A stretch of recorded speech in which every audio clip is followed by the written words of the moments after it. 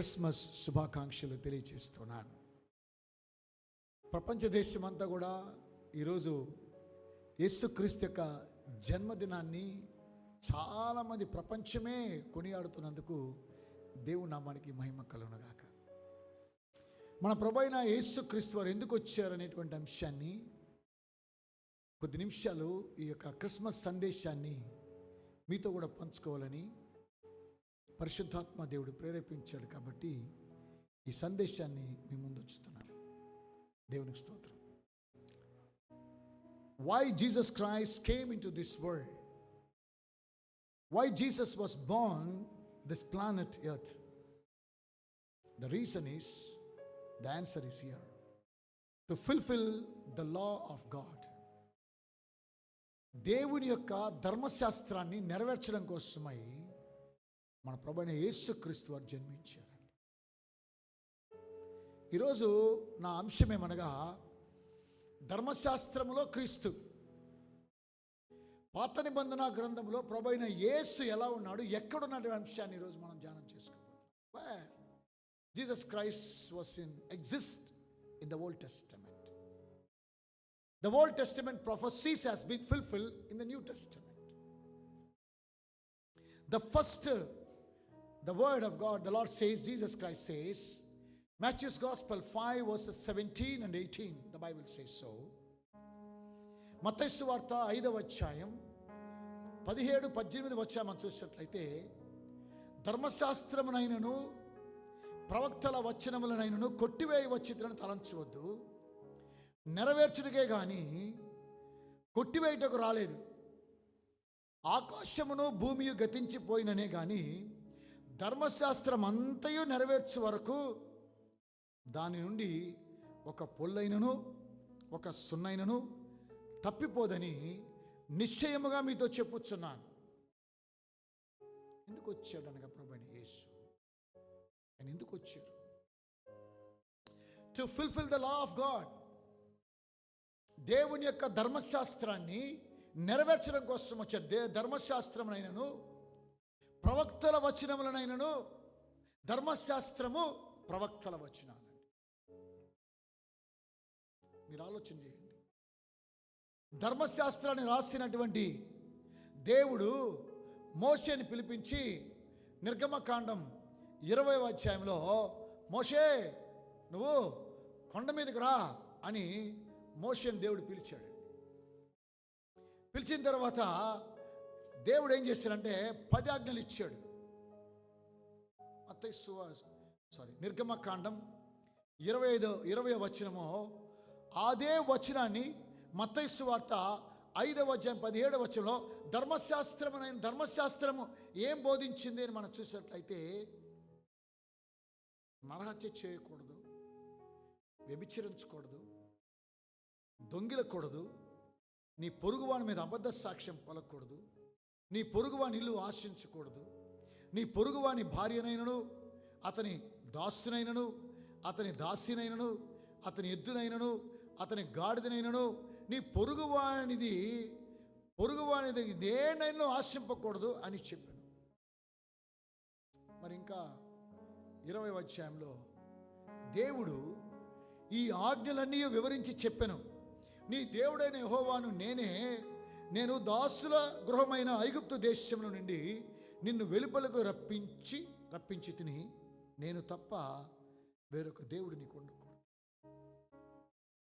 పైన ఆకాశం అందు కానీ, క్రింద భూమి ఎందే కానీ, భూమి కింద నీళ్ళ ఎందే కానీ ఉండు దేని రూపమునైనా విగ్రహమైనా నీవు చేసుకొనకూడదు, వాటికి సాగిల పడకూడదు, వాటిని పూజింపకూడదు. ఎలయనగా నీ దేవుడైన యెహోవానగు నేను రోషము గల దేవుడను, నన్ను ద్వేషించి వారి విషయంలో 3-4 తరముల వరకు తండ్రుల దోషమును కుమారుల మీదకి రప్పించుచు, నన్ను ప్రేమించి నా ఆజ్ఞలు గైకొని వారిని 1000 తరముల వరకు కరుణించిన వాడనై ఉన్నాను. నీ దేవుడైన యెహోవా నామమును వ్యర్థంగా ఉచ్చరింపకూడదు. యెహోవా తన నామమును వ్యర్థంగా ఉచ్చరించు అన్ని నిర్దోషిగా ఎంచడు. విశ్రాంతి దినాన్ని పరిశుద్ధంగా ఆచరించటకు జ్ఞాపకం ఉంచుకో. 6 దినములు నువ్వు కష్టపడి ఏ పని అంతయు నీ పని అంతయు చేయవలను. 7వ దినమున నీ దేవుడైన యెహోవాకు విశ్రాంతి దినము. దానిలో నీవైనను, నీ కుమారుడైనను, నీ కుమార్తె అయినను, నీ దాసుడైనను, నీ దాసైనను, నీ పశువైన, నీ ఇండ్లలో ఉన్న పరదేశైనా ఏవనియో ఏ పని చేయకూడదు.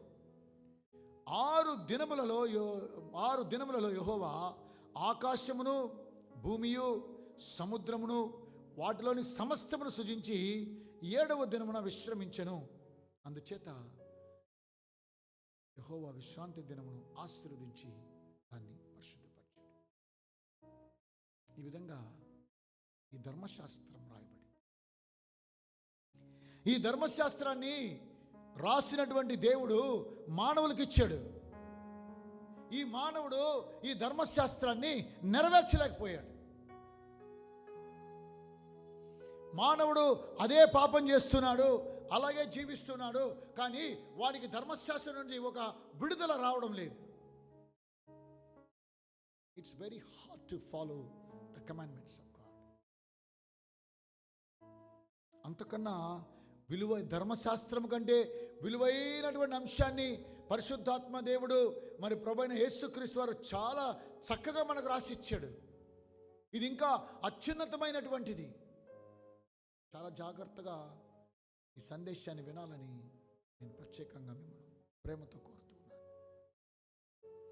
ధర్మశాస్త్రంలో రాసిన ప్రతి అంశాన్ని ఏ మానవుడైతే నెరవేర్చలేకపోయాడో అదే మానవుడి ద్వారా మన పరమ తండ్రి అయినటువంటి దేవుడు ఆ కార్యక్రమాన్ని ప్రభువైన యేసుక్రీస్తు ద్వారా నెరవేర్చాడు. ఈ వాక్య భాగాన్ని మనం ఈరోజు ధ్యానం చేసుకోబోతున్నాం. ఆదికాండం 3వ అధ్యాయం 15వ వచనంలో మనం చూసినట్లయితే అక్కడ సీడ్ ఆఫ్ ఉమెన్ అనేటువంటి మాట మనం చూస్తున్నాం. Seed of women. ఆ వాక్య భాగాన్ని నా ప్రియమైన సోదర సోదరి వాక్య భాగాన్ని తీసి మనము చదువుకుందాం. యేసుక్రీస్తు వారు ఎందుకు ఈ భూమి మీదకి వచ్చారనగా ఓ ప్రాముఖ్యమైన అంశాన్ని ఈరోజు మనము ధ్యానం చేసుకుంటున్నాం. That is we're celebrating the Christmas. Hallelujah. 3వ అధ్యాయం 15వ వచనం ఒకసారి మీకు చదివి వినిపిస్తాను. మరియు నీకును స్త్రీకిని నీ సంతానమునకును ఆమె సంతానమునకును వైరము కలుగ చేసేదను. అది నిన్ను తల మీద కొట్టును, నీవు దానిని మడిమ మీద కొట్టుదు అని చెప్పాను. స్త్రీ సంతానానికి వైరము కలుగు చేస్తాను సెలవిచ్చాడు. It was written in the law of God. ఆ విషయాన్ని అపోస్తలైన పౌలు గలతీయులకు రాసిన పత్రిక 4వ అధ్యాయం ఒకసారి మనం చూస్తున్నట్లయితే గలతీయులకు రాసిన పత్రిక 4వ అధ్యాయం 4వ వచనంలో ఎలా ప్రభువైన యేసుక్రీస్తు వారు జన్మించారో ద సరైన్ టైం, రైట్ టైం. అయితే కాలము పరిపూర్ణమైనప్పుడు దేవుడు తన కుమారుని పంపెను. ఆయన స్త్రీ యందు పుట్టి. ఆమేన్. మనము దత్తపుత్రులము కావాలని ధర్మశాస్త్రమునకు లోబడి ఉన్న వారిని విమోచించుటకై ధర్మశాస్త్రమునకు లోబడిన వాడు ఆయన. He obey the commandments of God. He obey the law of God. Everything he obey. విధేయత. ధర్మశాస్త్రానికి విధేయత చూపించే లోబడ్డాడు. స్తోత్రం. మానవుడు లోబడలేకపోతున్నాడు. The first point is to fulfill the law of God on the cross. మొట్టమొదటిగానే సరైన సమయం వచ్చినప్పుడే మన జీవితాల్లో according to God's time we must wait the presence of God.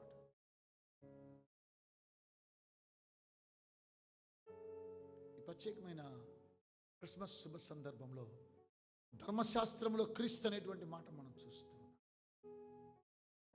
ఆయన స్త్రీ యందు పుట్టి. స్తోత్రం.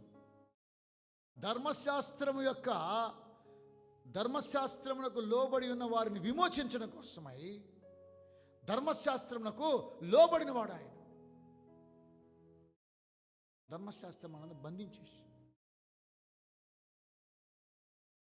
ధర్మశాస్త్రం పాపం అనగా ఎట్టిదో మనకు తెలియదు, కానీ ధర్మశాస్త్రం ద్వారా పాపం అంటే ఏంటో మనకు అర్థమైపోయింది. ఈ పాపం నుండి మనల్ని విడిపించగలవాడు ఎవరనగా ఆయన ప్రభు అయిన యేసు.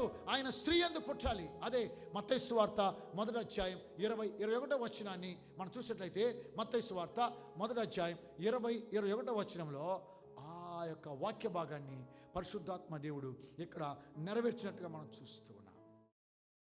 అతడు ఈ సంగతులను గురించి ఆలోచించుకొనిచుండగా ఇదిగో ప్రభు దూత స్వప్నమందు అతని ప్రత్యక్షమై, దావీదు కుమారుడైన యేసేబు, నీ భార్య అయిన మరియను చేర్చుకుంటకు భయపడకము, ఆమె గర్భము ధరించినది, పరిశుద్ధాత్మను కలిగినది, ఆమె ఒక కుమారుని కనును, తన ప్రజలను వారి పాపం నుండి ఆయనే రక్షించును కనుక ఆయనకు యేసు అని పేరు పెట్టు.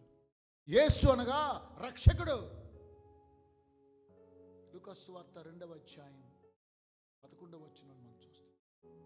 నేడు దావీదు పట్టణమందు రక్షకుడు మీ కొరకు పుట్టి ఉన్నాడు, ఈయన ప్రభువైన క్రీస్తు.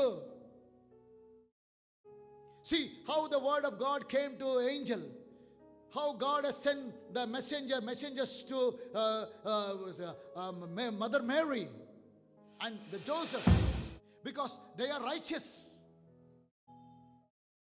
మరియా భర్త అయిన యేసేబు, యేసేబు నీతిమంతుడై, మరియా పరిశుద్ధమైన జీవితాన్ని, ఆమె నీతిమంతులుగా జీవించింది కాబట్టి పరిశుద్ధాత్మ దేవుడు ఆమెను ఆవరించాడు. స్తోత్రం. స్త్రీ యందు పుట్టాలనేటువంటి ధర్మశాస్త్రం,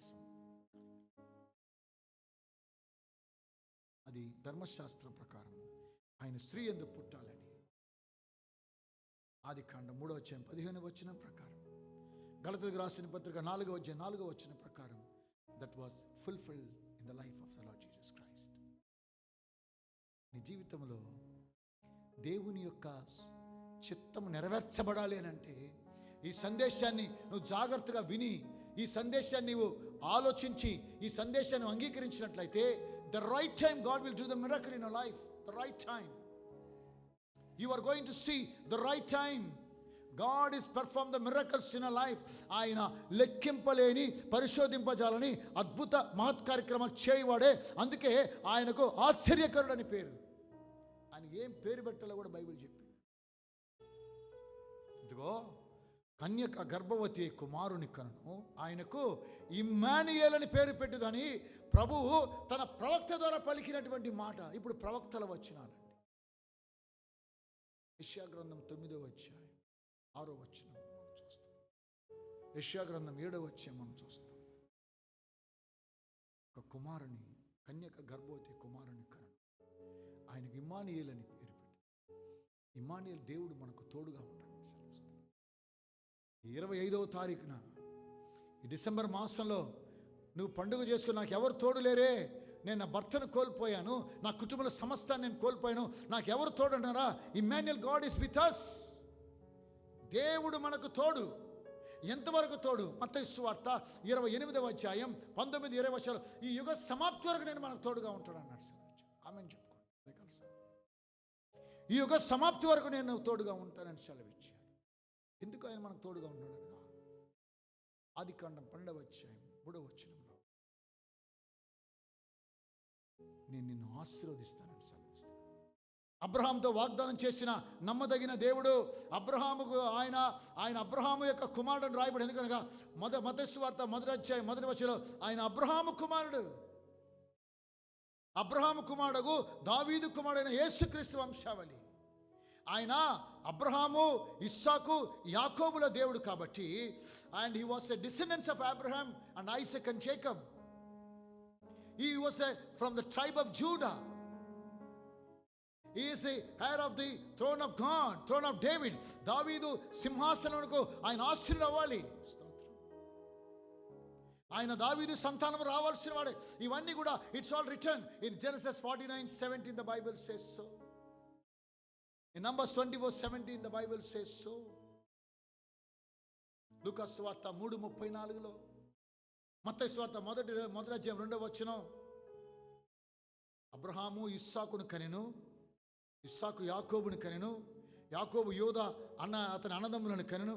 ఈ విధంగా మత్తయి సువార్త మొదటి అధ్యాయం చూసినట్లయితే ఇట్లు అబ్రహాం మొదలుకొని దావీదు వరకు తరములన్నీ 14 తరములు, దావీదు మొదలుకొని యూదులు బబులోనుకు కొనిపోబడిన కాలం వరకు 14 తరములు, బబులోనులో కొనిపోబడినది మొదలుకొని క్రీస్తు వరకు 14 తరములు. Is the seed of Abraham, Isaac and Jacob. లీనియాలజీ, ఆయన వంశావళి ఇదండి. నా ప్రియమైన సహోదర సహోదరి, యేసుక్రీస్తు యొక్క జననాన్ని గురించి మనం చూస్తున్నాము. ఆయన ఎలా రావాలి, ఎవరితో పుట్టాలి, ఆయన ఏ విధంగా కూడా అన్ని విషయాలు చూస్తున్నాము. బట్ అగైన్ ఆయన చూసే ఆయన జన్మించిన తర్వాత how he was anointed by God.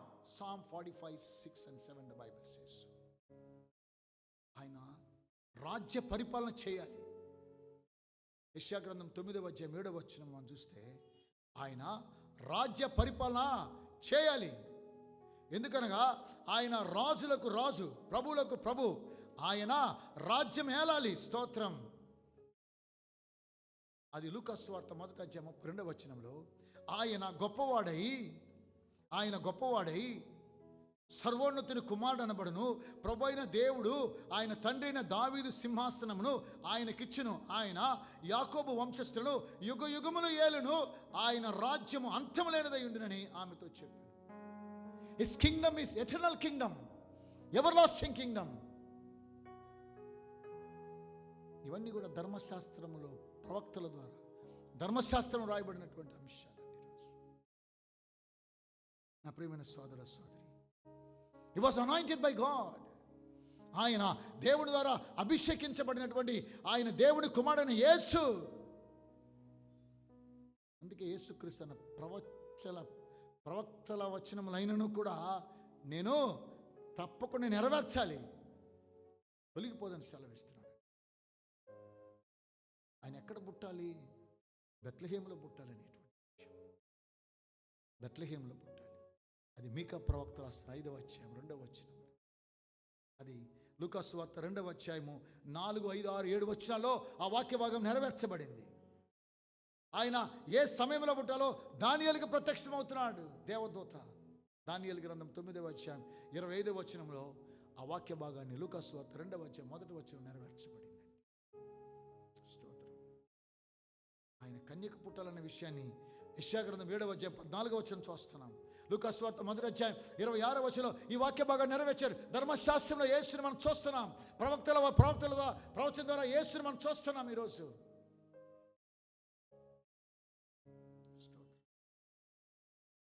నా ప్రియమైన సోదర సోదరి, ప్రభువైన యేసుక్రీస్తు వారిని గురించి రాయబడినటువంటి ప్రతి వాక్యము అది నెరవేరుస్తూనే వస్తున్నాడు ప్రభువైన యేసు.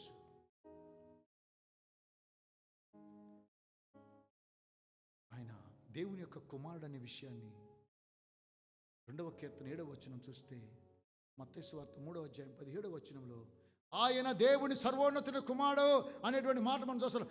ఆయన సర్వోన్నతుని దేవుని కుమారుడు. స్తోత్రం. ఆయన ఎక్కడ పరిచయం చేయాలా? గాలిలీ అనేటువంటి ప్రాంతంలో పరిచయం. Galilean ministry. Isaiah 9:1-2 the Bible says.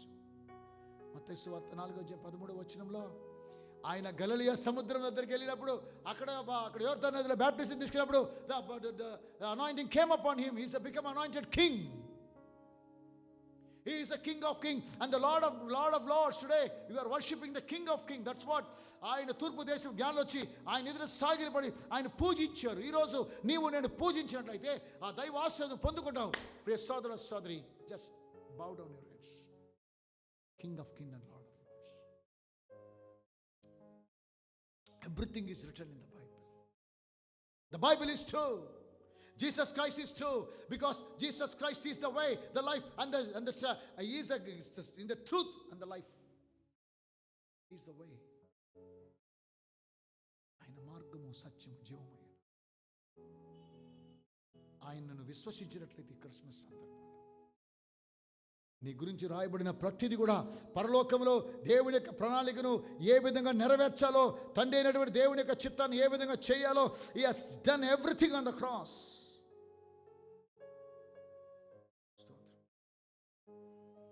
నా ప్రియమైన సోదరుడా, ప్రత్యేకమైన క్రిస్మస్ సందర్భంలో ధర్మశాస్త్రంలో క్రీస్తు అనే అంశాలు చాలా ఉన్నాయండి చెప్పడానికి కోసం. బికాస్ మనకు టైం లేదు కాబట్టి.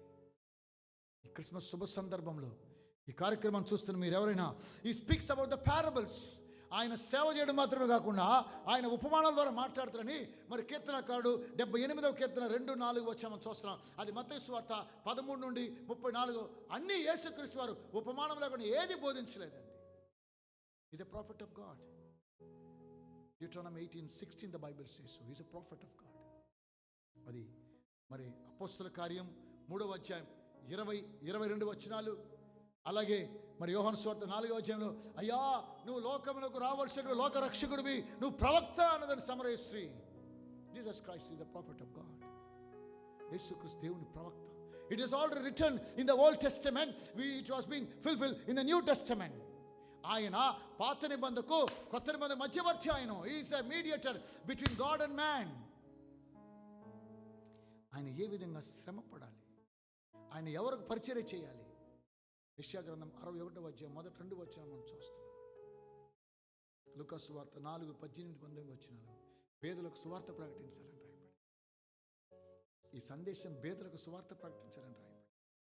లూకా సువార్త 4వ అధ్యాయం మనం చూసినట్లయితే ఆ వాక్య భాగం చాలా చక్కటిగా, ప్రభు ఆత్మ నా మీద ఉన్నది, బీదలకు సువార్త ప్రకటించుటకై ఆయన అభిషేకించును, చెరలోనున్న వారికి విడుదల, గుడ్డి వారికి చూపు కలుగునని ప్రకటించుటకును, నలిగిన వారిని విడిపించడానికి, ప్రభు హితవత్సరమును ప్రకటించుటకు ఆయనను ఎందుకు. This is the ministry of Jesus Christ.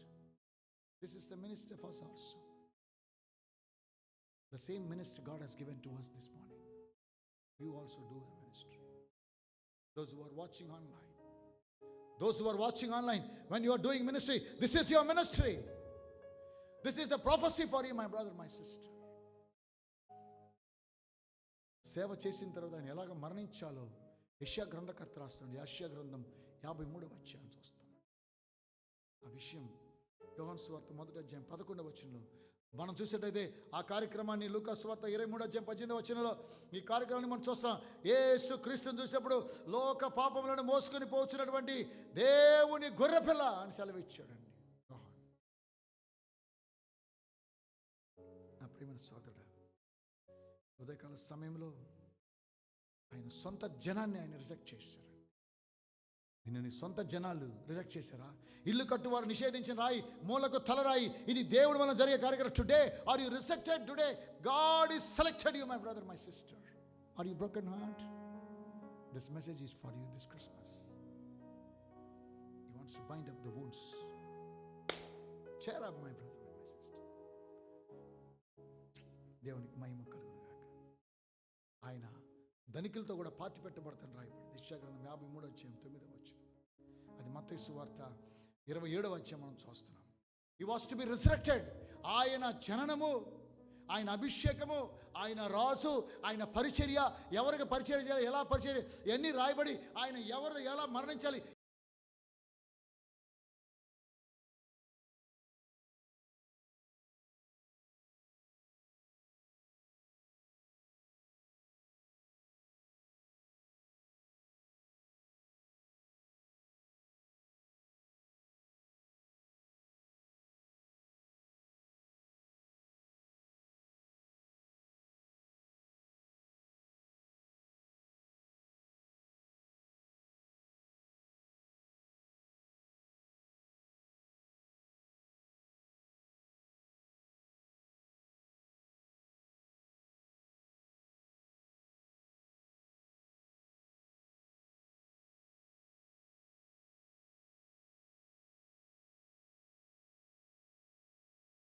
అని 68వ కీర్తన 18వ వచనం చూస్తున్నాం. మార్కు సువార్త 16వ అధ్యాయం 19వ వచనం ఆ కార్యక్రమం. 1 కొరింథీ 15:4, ఎఫెసీ 4:8. మరి అపోస్తల కార్యము 7వ అధ్యాయంలో మరి స్టెఫను రాళ్లతో కొట్టి చంపినప్పుడు స్టెఫను యేసుక్రీస్తు వారు దేవుని యొక్క కుడి పార్శ్వమున నిలబడుకొని నేను చూస్తాను అంటున్నాడు అండి. ఆయన ఏ విధంగా పునరుద్ధారణ తిరిగి లేస్తూ మరి గలిలయ మనుషులారా మీరెందుకు ఆకాశం వైపు తేరు చూస్తున్నారు, ఏ విధంగా ఆకాశానికి ఎత్తబడితే యేసు మరలా తిరిగి రాబోతున్నారని ఇద్దరు మనుషులకు నిలబడి ప్రకటించారు. Because he is going to come back soon. Prepare to meet your God today. That is the Christmas. It's coming soon. ఎక్కడికి రావాలి? జకర్యా గ్రంథం 14:3-5 మనం చూస్తున్నాం. ఏ స్థలంకి రావాలి? మత్తయి సువార్త 24 మనం చూస్తాం. మార్కు సువార్త 13 చూస్తున్నాం. లూకా సువార్త 21. ఈ యోహాను సువార్త 14 ఇవన్నీ కూడా మనం చూసేదే he is the redeemer, he is come back soon. ఆయన మరలా తిరిగి ఒలీవల కొండ మీదకి రావచ్చు. ఆయన 1000 ఏళ్ళు ఈ యొక్క ప్రపంచాన్ని ఏలాలనేటువంటి విషయం రాస్తుంది. It's all written in the Old Testament. It's all been fulfilled in the life of the Lord Jesus Christ in the New Testament. ఆయన 1000 ఏళ్ళు రాజ్యపాలన, ఆయన మీద రాజ్యభారం ఉండి రాస్తాడు యెషయా గ్రంథకర్త. ఆ రాజ్యభారం ఏమనగా ఆయన 1000 ఏళ్ళు ఈ లోకంలో రాజ్యం చేయాలి. ఆ రాజ్యానికి వారసులుగా నిన్ను నన్ను చేసుకుని దేవునికి స్తోత్రం. You and I, when you are saved by God, we are the inheritance of the kingdom of God. We are the heirs of Jesus Christ. మనం కూడా యేసుతో కూడా ఏలాలని రాస్తాం. ప్రకటన గ్రంథం ఆ వాక్యాన్ని మనం చూస్తాం. 22వ అధ్యాయం మొదటి 2 వచనాలు, 12వ అధ్యాయం 22వ అధ్యాయం 12, 7 మనం చూస్తాం. వినివాడు రమ్ము అని చెప్పవాలి. ప్రకటన గ్రంథం 22వ అధ్యాయం 6వ వచనంలో మనం ఆ వాక్యాన్ని చదవాలి. మీరు చదవండి వాక్యాన్ని. 1000 ఏళ్ల ఏలపై యేసు రాజ్యమేలను, ఈ లోక రాజ్యములన్నీ ఆయన ఏలండి. సాతాను యొక్క తంత్రాలను నదుడు యేసు పతనం చేశాడు కల్వరి శిలువలో. ధర్మశాస్త్రాన్ని కల్వరి శిలువలో కొట్టివేశాడు. దేవునికి స్తోత్రం. He gave us a redemption to the mankind. If you believe the name of the Lord Jesus Christ, you will be saved. నువ్వు విశ్వసించినట్లయితే నీవు నీ ఇంటి వారు రక్షించబడదు. అట్టి ప్రభు నీకు సాయం చేయను. That is the real Christmas. ప్రత్యేకమైన సమయంలో ధర్మశాస్త్రంలో యేసు అనేటువంటి అంశాన్ని మనం చాలా ఉన్నాయని చెప్పడానికి. We have limited time, my brother, my sister. This is the message of Christmas for you. ప్రార్థన చేసుకుందాం. మహోన్నతుడైన మా తండ్రి, జీవముగల మా గొప్ప దేవుని వందనాలు. ఈ ప్రత్యేకమైన ఉదయకాల సమయంలో ఈ క్రిస్మస్ శుభ సందర్భంగా ఈ సందేశాన్ని వింటున్న ప్రతి ఒక్కొక్కరిని నజరేయుడైన యేసు, దావీదు కుమారుడా, ఓ మా కోసమై దిగి వచ్చిన దేవానికి వందనాలు, స్తోత్రాలు. లోక పాపాన్ని మోసుకొని పోచిన దేవుని గొర్రెపిల్ల మీకు స్తోత్రం, మహిమ కలుగునుగాక. ఈ ఉదయకాల సమయంలో మీరు స్తుతిస్తున్నాం, ఘనపరుస్తున్నాం, మీ నామాన్ని హెచ్చిస్తున్నాం. మీకన్నా మాకు వేరే దేవుడు లేడయ్యా. మా కన్నిటి బాధ తుడిచే దేవుడు పేదలకు సువార్త పడడానికి వచ్చావయ్యా, నీకు వందనాలు. విరిగి నలిగిన హృదయానికి యెహోవా ఆశ్రయం సెలవిచ్చారు. మీరు మాకు దగ్గరగా ఉన్నారు, మీకు వందనాలు. మా పాపములను మోసి తీర్చారు కల్వరి శిలువలో. మమ్మల్ని పరిశుద్ధంగా చేయడం కోసం వచ్చారు. మా శాపములను మా తల్లి కల్వరి శిలువలో మోసి ఆశీర్వచనంగా మనం మార్చడానికి వచ్చారు. దరిద్రులైనటువంటి మమ్మల్ని ధనవంతులుగా చేయడానికి వచ్చారు. మీకు వందనాలు, స్తోత్రం.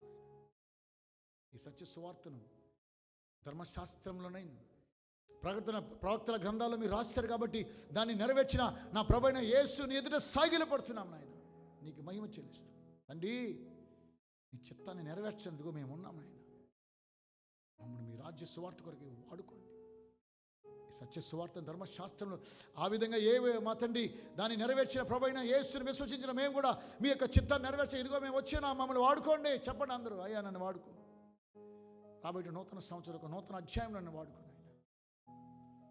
మీ కృపా కనికరంతో నింపి నడిపించమని, సందేశం దీవెనకరంగా సహాయం చేయమని, అల్ఫా మెగా ప్రాఫిటికల్ మినిస్ట్రీని ఆస్వాదించమని, వచ్చిన బిడ్డలందరినీ దీవించమని, వారికి ఆస్వాదకరంగా ఉండాలని మీ కృప చూపించమని యేసు నామాన్ని బట్టి ప్రార్థించి వేడుకొని వచ్చున్నాము తండ్రి.